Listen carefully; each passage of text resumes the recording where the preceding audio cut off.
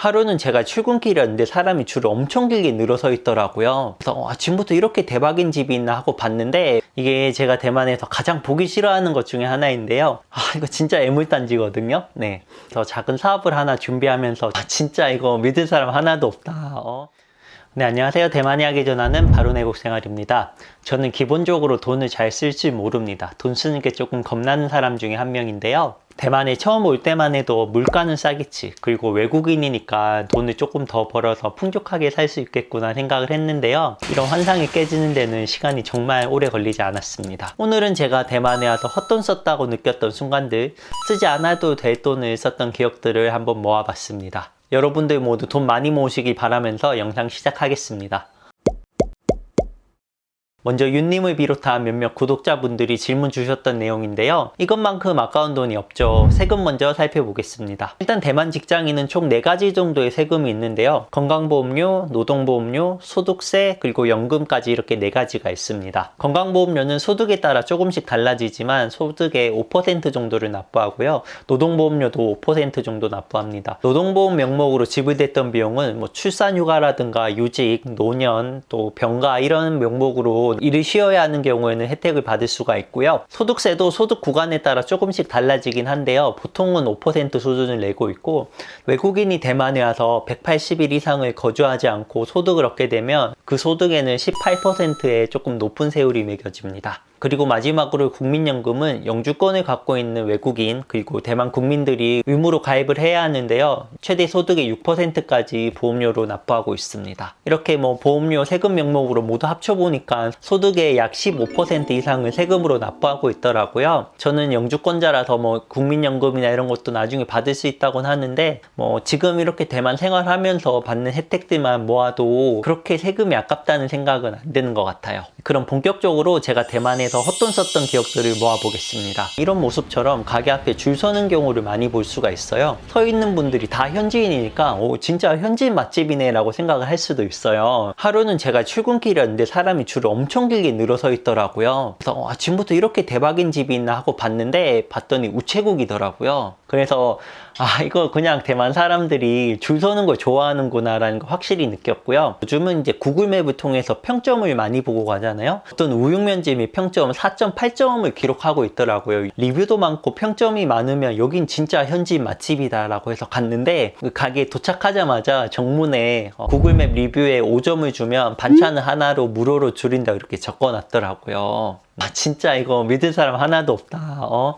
줄 서 있는 것도 믿을 수가 없고 구글 평점도 믿을 수가 없으니까 어떤 집을 가야 되는지 정말 잘 모르겠더라고요. 현지인 맛집 찾는 법은 제가 나중에 이제 현지인 친구들 모아서 한번 물어보고, 그리고 제가 가는 현지인 맛집 영상도 별도로 모아서 한번 만들어 보도록 하겠습니다. 제가 한국에 있을 때 알고 있던 미국인이 한국 미용실에서 머리를 자르고 머리가 너무 마음에 들어서 그 미용사들한테 팁을 줬다고 하더라고요. 그래서 한국에서 팁을 주나 얼마를 줬냐라고 물어보니까 3,000원을 줬대요. 그래서 이거 좀 그렇다. 미용사분도 그렇고 당연히 미국 친구야 좋은 마음으로 줬겠지만, 그런데 저도 대만에 와서 안마를 받고 팁으로 200대만 달러씩 이렇게 드렸던 적이 있는데요. 오래 살다 보니까 팁을 줄이는 경우도 있겠지만 그렇게 보통은 안 드리더라고요. 그래서 저도 그 미국 친구가 한국에서 실수했던 것처럼 그렇게 실수했던 건가 라는 생각도 들었고, 저는 저대로 돈을 더 썼고 이렇게 마사지사분도 조금은 뻘쭘하지 않았을까 생각이 들었습니다. 혹시 대만에서 이렇게 안마 받으시는 분들 팁 드려도 되긴 하지만 일반적으로는 팁 드리는 문화가 아니기 때문에 굳이 안 주셔도 되겠습니다. 이게 제가 대만에서 가장 보기 싫어하는 것 중에 하나인데요. 저 작은 사업을 하나 준비하면서 좀 야심차게 준비했던 디바이스인데요. 이런 게 집에 한 몇백 대가 있습니다. 어떤 용도냐면 이렇게 귀중품에다가 이렇게 연결을 해두고 이거를 다시 이제 휴대폰이랑 블루투스로 연결을 해둬요. 이제 휴대폰이랑 몇 미터 이상 떨어지면 이제 분실이 됐다는 거니까 휴대폰에서 막 알람이 울리는 그런 장치예요. 그래서 이제 사업을 시작했는데 막상 시작하니까 이게 없어도 그냥 장사가 그럭저럭 되더라고요. 제가 사업 준비할 때는 이게 엄청 중요한 그런 포인트 중에 하나였는데 실제로 진행을 해보니까 꼭 그런 건 아니더라고요. 그런 건 집에 모셔두고 계속해서 진행을 했는데 몇 년이 지나니까 이거 진짜 애물단지거든요. 얼마를 썼는지는 저도 기억하고 싶지 않아서 좀 말씀드리기가 어렵습니다. 사업 이야기 조금만 더 이어서 하면, 제가 이거를 시작할 때 단가를 그렇게 많이 낮춰달라고 요청을 하지 않았어요. 사업 규모도 적고 좋은 파트너가 되는 게 더 중요하다고 생각해서 그분이 줄여주는 단가를 막 많이 낮추진 않았는데요. 지금 생각해보니까 진짜 그렇게 밀어냈을 수가 있나라는 생각이 들었어요. 단가보다는 뭐 서비스 품질에 조금 더 신경을 써주세요, 파트너의 관계 때문에 마진을 조금 더 적게 봤었는데, 지나고 나니까 꼭 그럴 필요는 없었던 것 같더라고요. 그래서 여러분들도 혹시 뭐 대만에서 어떤 사업을 하실 때는 단가 부분은 뭐 작아 보이더라도 꼭 자기가 원하는 단가로 딱 낮춰서 진행하시기를 추천드립니다. 베지터 그림이 그려진 요요카드입니다. 제가 이 요요카드에 돈을 충전해서 이렇게 버스를 찍고 다닐 때는 이 요요카드를 정말 많이 잃어버렸어요. 보통 대만에서 지갑 같은 걸 잃어버리면 뭐 미신 때문인지 아니면 사람들이 착해서 대부분 돌아오는데, 이 요요카드는 웬만해서는 안 돌아오더라고요. 요요카드 하나에 뭐 4,000원 정도 하죠. 그리고 거기에 충전된 금액까지 있으면 지금까지 정말 한 최소 10만 원 이상은 잃어버렸던 것 같아요. 1, 2년 전부터 삼성페이로 대중교통을 결제할 수 있게 됐거든요. 그래서 그 이후로는 제가 돈을 정말 많이 세이브하고 있습니다.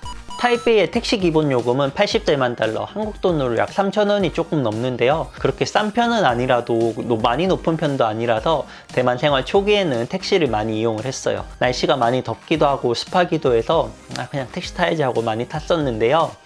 조금만 가도 가격이 정말 빨리 올라가더라고요. 그리고 대만 도로가 이렇게 막 직선형으로 나 있는 게 아니라 조금은 이렇게 돌아가는 길들이라서 직접 택시를 타고 가면 생각보다 금액이 정말 많이 나오더라고요. 유바이크와 버스, 지하철 이렇게 대중교통 콤보를 이용하고 있는데 교통비도 정말 많이 안 나오고, 택시 탄다고 해서 시간이 막 많이 절약되는 것도 아니기 때문에 웬만하면 대중교통 타시기를 추천드립니다. 저는 대만 운전면허증이 있긴 하지만 이게 외국 면허증은 대만이 가지고 와서 대만 걸로 바꾼 거라서 아무래도 대만 교통법규를 잘 모르기도 하는데요. 그래서 제가 몇 번 교통 티켓을 띄었던 적이 있는데, 그 중에서도 가장 많이 띄었던 게 이제 과속 티켓이었어요. 같은 도로라도 이렇게 구간별로 제한 속도가 달라지더라고요. 70km 됐다가 90km 됐다가 80km 됐다가 이렇게 구간별로 막 달라지기 때문에 어떤 속도에 잘 맞춰야 될지도 모르겠고, 가장 특이한 것 중에 하나는 이 과속 카메라가 차량을 앞에서 찍는 게 아니라 차량 뒤에서 찍더라고요. 보통은 이렇게 카메라가 있으면 천천히 가서 카메라 지나면 조금 빨리 가잖아요. 대만은 뒤에서 찍기 때문에 가다가 빨리 가면 여기에서 딱 찍히는 거죠, 카메라를. 보통은 뭐 2,000원에서 3,000대만 달러 정도까지 냈던 것 같아요. 이런 돈은 진짜 너무 아까운 것 같습니다. 그리고 그것보다 뭐 안전운전하는 게 더 중요하겠지만요. 대만에 오면 뭐 망고를 비롯해서 여러 가지 과일이 있기 때문에 이렇게 하나씩 맛보고 싶잖아요. 이렇게 야시장에 가면 여러 가지 과일을 이렇게 모아놓고 이렇게 뭐 고르는 대로 담아서 주는 게 있는데, 그런 게 정말 비쌉니다. 과일 하나당 이렇게 정해진 양이 있어서 5개를 산다고 해서 조금씩 담아주는 게 아니라 그 과일 5가지의 정해진 양을 모두 담아주기 때문에 이렇게 모으면 막 이렇게 많아지더라고요. 가격도 엄청 비싸고. 여러분도 대만 오시면 그냥 먹고 싶은 과일 하나씩 동네 과일 가게에서 사서 드시는 걸 추천드립니다. 대만은 제 경험상 막 그렇게 크게 바가지를 씌운다거나 터무니없는 바가지를 씌우는 곳은 아니에요. 그래도 외국인이다 보니까 뭐 잘 모르고 지불을 더 할 수도 있고 그런 경우는 분명히 있을 텐데요. 첫 번째로는 그렇게 조금씩 더 낸다고 해도 막 전체적으로 봤을 때는 큰 금액은 아니기 때문에 좀 그런 부분에 대한 스트레스를 줄이는 게 좋을 것 같고요. 두 번째는 상품이나 서비스를 지불받기 전에 금액을 먼저 확인하고 진행하시는 걸 추천드립니다. 그럼에도 기본적으로 외국인은 조금 손해보는 거 아닌가라는 마음을 갖고 사는 건 뭐 사실이긴 합니다. 네, 그건 어쩔 수 없는 것 같아요. 네, 오늘 이렇게 대만에서 헛돈 썼더니 안 써도 될 금액을 썼던 기억들을 모아서 영상을 만들어 봤는데요. 대만에 오시든 다른 외국 생활을 하시든 이렇게 헛돈 쓰시지 않고 돈 차곡차곡 많이 모으셨으면 좋겠습니다. 이와 관련한 질문 있으시면 구독 눌러주시고 댓글로 남겨주시고요. 알림 설정도 부탁드립니다. 오늘 영상 끝까지 시청해주셔서 감사하고요. 그럼 다음 시간에 더 재밌는 영상으로 찾아뵙겠습니다. 감사합니다.